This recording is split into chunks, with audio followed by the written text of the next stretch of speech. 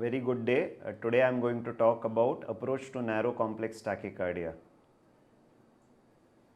The outline of the talk would be how to differentiate narrow from broad complex, the causes of narrow complex tachycardia, how to approach them, and we will discuss examples, a brief about treatment and conclude. So, tachycardia is a rate of more than 100 per minute. How do you differentiate the two is the QRS duration. If the QRS duration is 120 milliseconds or more, it is called a broad complex tachycardia. If it is narrower than that, then it is a narrow complex tachycardia.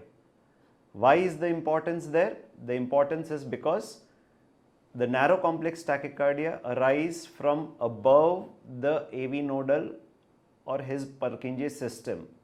So, most of these tachycardia would be arising from the atrium or AV nodal area, or it would be associated with the accessory pathway, and these tachycardias are less associated with structural heart disease and therefore are less likely to cause hemodynamic compromise and can be easily treated. So, therefore, a narrow complex tachycardia otherwise is considered to be of less dangerous as compared to a broad complex tachycardia. What are the causes of narrow complex tachycardia? The most common that we see is sinus tachycardia, in which you can differentiate easily that it is of varying rate with activity, and the P wave morphology is positive in inferior leads and positive negative in V1. AVNRT, AVRT, atrial tachycardia and atrial flutters are regular generally.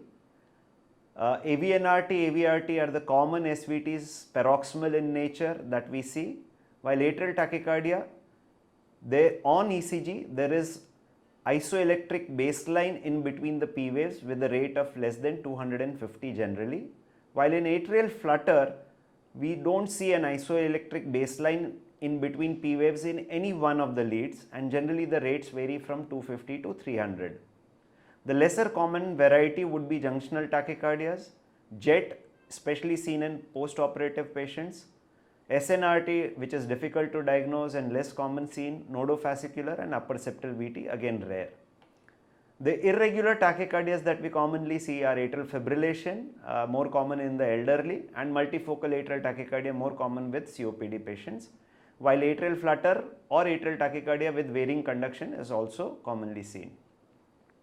So, going on to approach, this is a busy slide, but it is summarizing the whole of the approach of a narrow complex tachycardia. So, first, if you have a tachycardia, you have to see whether it is unstable or stable, and if it is unstable, then you need to rule out sinus rhythm.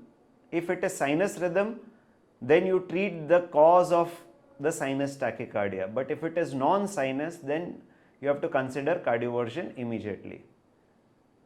If the patient is stable, then the patient should have a 12-lead ECG, and on the 12-lead ECG you need to see whether the QRS is regular or irregular. So, if the rhythm is irregular, then you see whether the P waves are present or not. If P waves are absent, then the diagnosis is atrial fibrillation, while if the P waves are seen and there are multiple P wave morphologies, more than 2 P wave morphology, 3 P wave morphologies, then it is multifocal atrial tachycardia. If on a 12-lead ECG it shows a regular rhythm, then you find out whether P waves are seen or not, and if P waves are not seen, then you see for evidence of R prime in V1 or pseudo S in inferior leads, and if it is present, it suggests AVNRT. If it is not present, then you may see for STT changes or QRS alternance, which may suggest AVRT. If none of them are seen, then it is difficult to diagnose, but if the rates are slower, then it may suggest AVNRT. You may actually do a carotid sinus massage on a patient or give adenosine, and if the rhythm converts to sinus rhythm, the diagnosis of the tachycardia would be AVNRT or AVRT most of the times, but some atrial tachycardias do respond to adenosine. If the P waves are seen, then you need to see where is the P wave and what is the relationship of the P wave. So, Once the P wave is seen, you classify it as a short with a 1-to-1 relationship, or A is more than V's, or A is less than V's. So if you have a 1-to-1 relationship, then you have to classify it as a short RP or a long RP tachycardia. The examples are of short RP are AVNRT, AVRT or atrial tachycardia, while of the long RP tachycardia are atypical AVNRT, PJRT or atrial tachycardia. If the A's are more than V's, AVRT is unlikely. That is one thing that you can rule out. Most commonly you see this with atrial tachycardia, atrial flutter, or very rarely with AVNRTs. Lastly, if you have A's less than V's, which is very rare, you may have it possible with AVNRTs or 1 to 2 AV conduction or upper septal VTs. So, having a relationship of A to V in a narrow complex where P wave is seen is essential.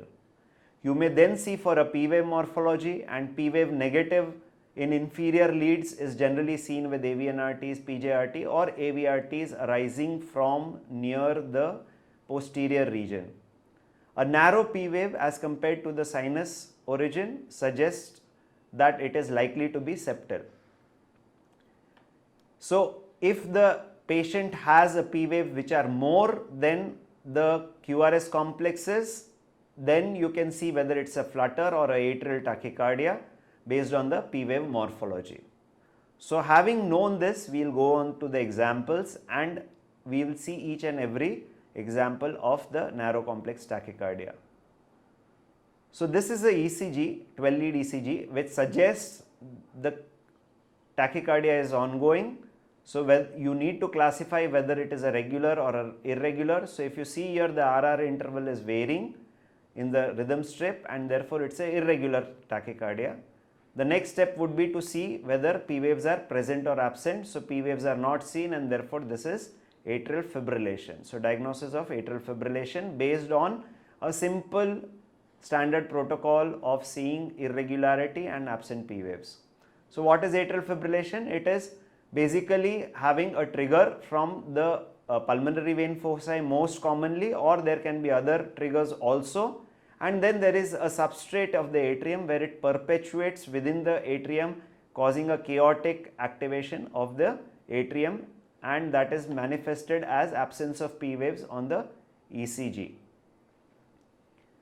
This is a 12 lead ECG which shows tachycardia. Again, if you see the rhythm strip, it is irregular. The narrowest is around 7 square with the largest being around 10 squares. And then you see whether P waves are present or not. So, if P waves, if you see, these are the P waves and they are changing in morphology. So, there are more than 3 non-sinus P waves, and when you see that more than 3 non-sinus P waves, it is seen to be as multifocal atrial tachycardia. So, similar standard protocol, irregular rhythm and multiple P wave morphology suggestive of multifocal atrial tachycardia. This is a 12 lead ECG again. Now, you see here, this is a regular narrow complex tachycardia, and once it is regular, you see whether P waves are seen or not. So, if you see all the 12 leads, P waves are not very distinctly seen. The next step would be to see whether R prime is present or not. So, here you can see this is R prime and pseudo S in inferior leads. So, when you see this, it is more likely to be AVNRT. So, again standard protocol, regular rhythm, P waves not detected, R prime seen and pseudo S in inferior leads suggestive of AVNRT.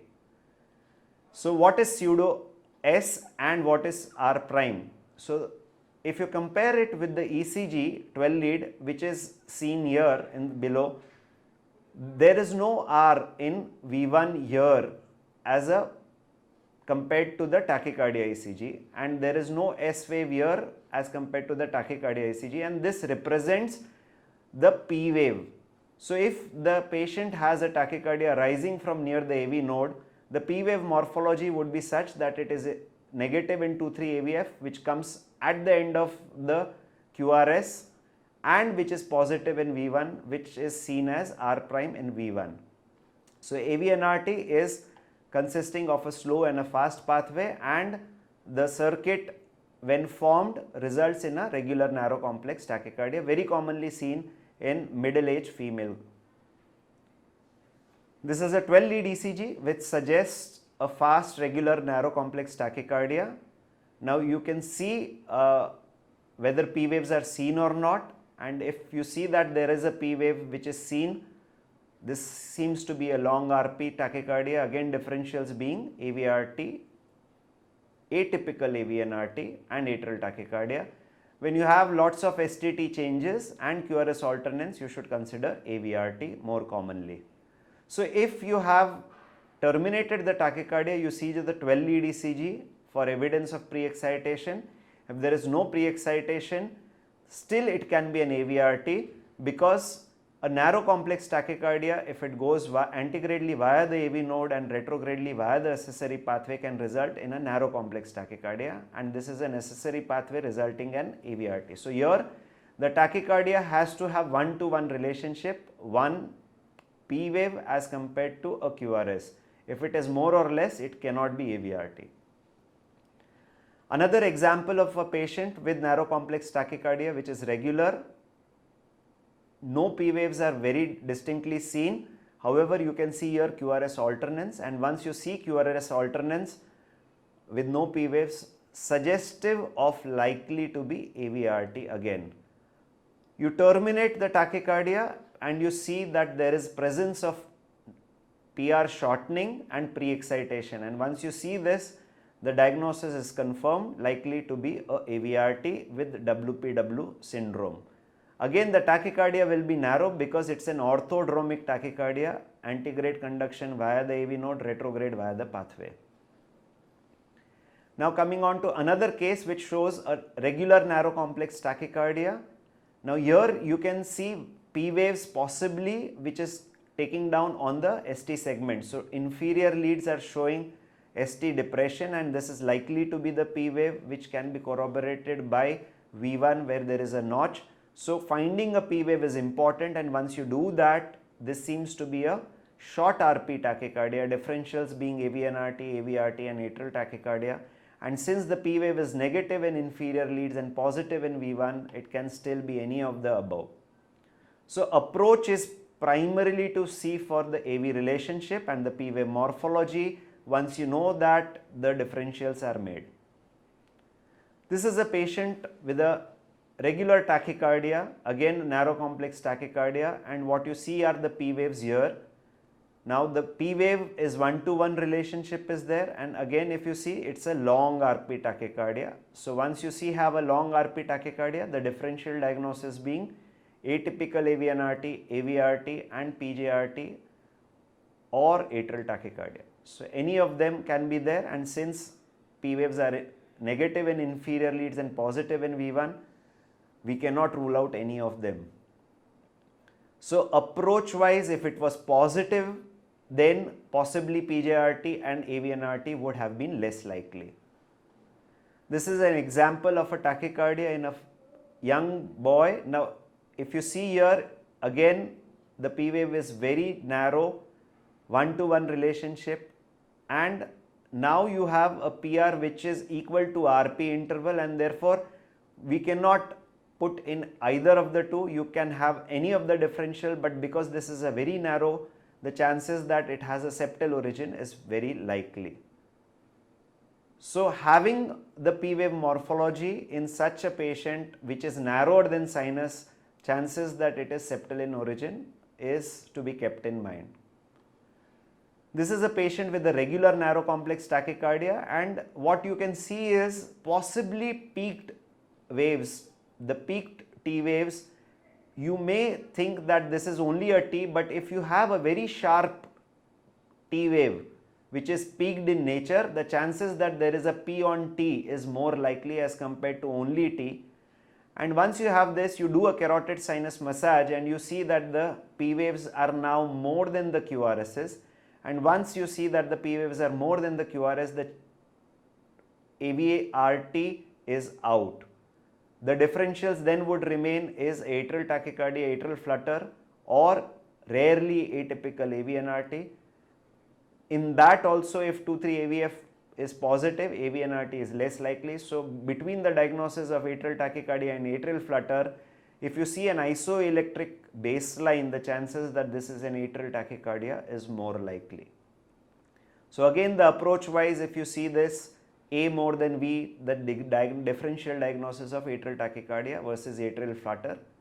So atrial tachycardias can be automatic, triggered activity or micro re-entry. They arise from a very narrow region and therefore they have P wave morphologies which corresponds to the area of origin, which helps to localize the tachycardia.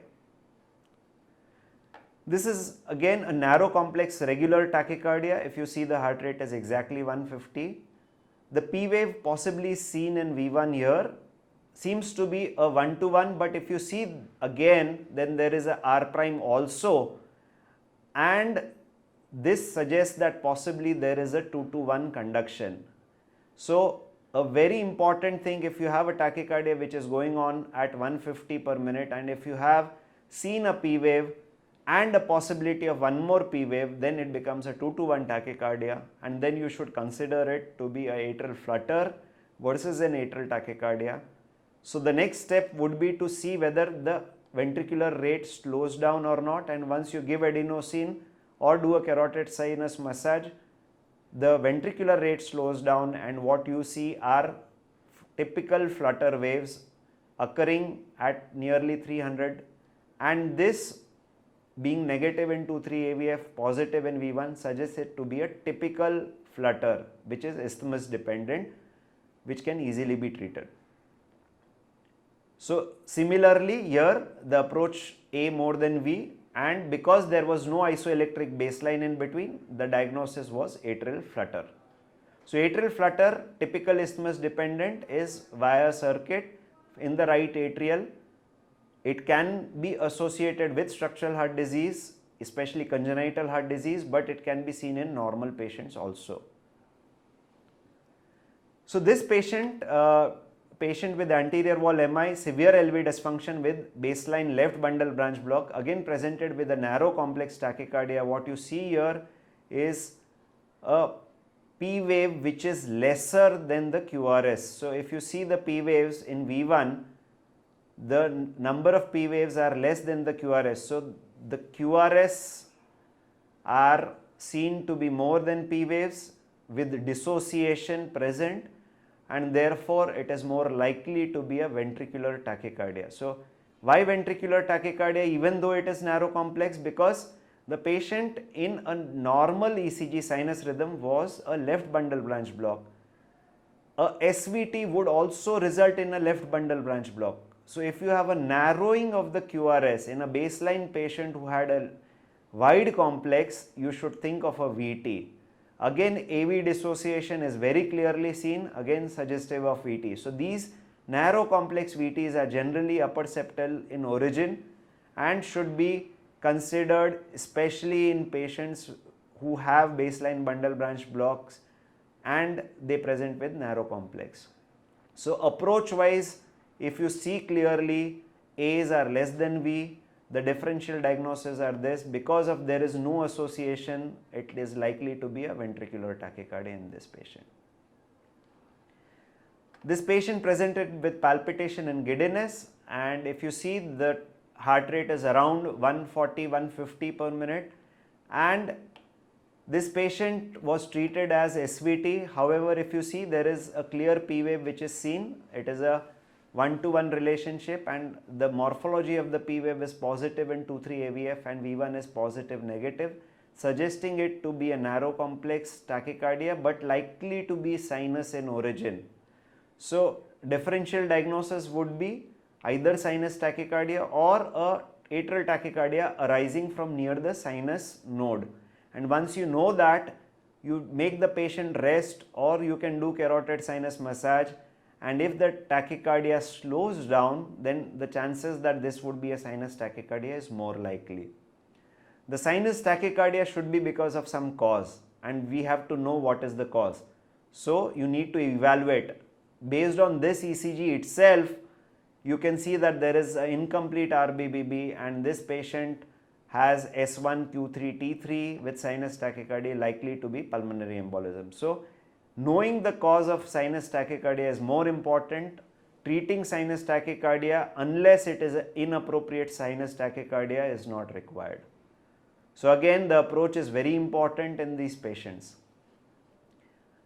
This patient has a regular, apparently regular narrow complex tachycardia, but if you see this, there is some irregularity present. So after nearly 10 beats of QRS, there is a pause. Again, nearly 8 to 10 beats, there is a pause, and which repeats itself in regular intervals. So this is a regularly irregular tachycardia, but what is also changing is possibly the P wave.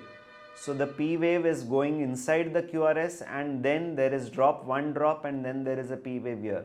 So what you are seeing here is A's more than V's, and once you know that A's are more than V's, it's either atrial tachycardia or atrial flutter, and you can see isoelectric baseline, the chances of it being a atrial tachycardia is more likely.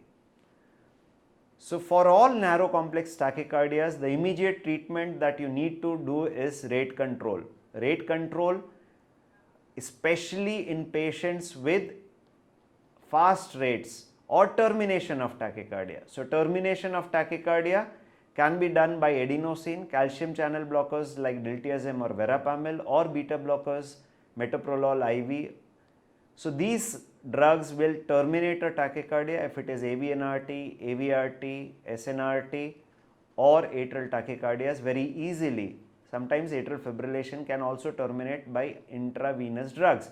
But for atrial fibrillation, you require antiarrhythmic drugs like ibutylide, flecainide, which is orally also available, propafenone is also orally available, and amiodarone. So depending on the diagnosis, a drug can be chosen. So if you have a narrow complex regular tachycardia, the treatment of choice would be IV adenosine, because it's a shorter acting drug.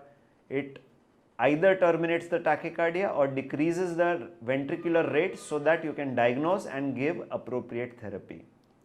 If the patient has a hemodynamic instability which is manifested by low blood pressure with signs of decreased perfusion, or patient is having ongoing chest pain or breathlessness, then DC cardioversion should be done in a patient who is having hemodynamic instability.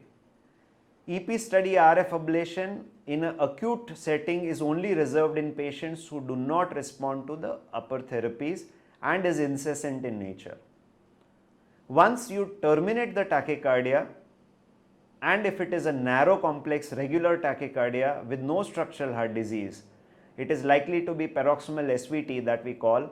Many a times we prefer not to give any medications for the first episode, or if the patient is anyway indicated for hypertension or any other reason, beta blocker may be preferred. If you have a patient who has never had a prior history, you may say that the patient can come when the second episode is there and at least give him a medication so as to take in emergency purposes. If the patient has atrial fibrillation and patient has no structural heart disease in whom coronary artery disease can be ruled out, then patients can be considered for pill in pocket with flecainide or propafenone. So patients are given medications, especially if the patient is having atrial fibrillation, atrial flutter or atrial tachycardia with structural heart disease.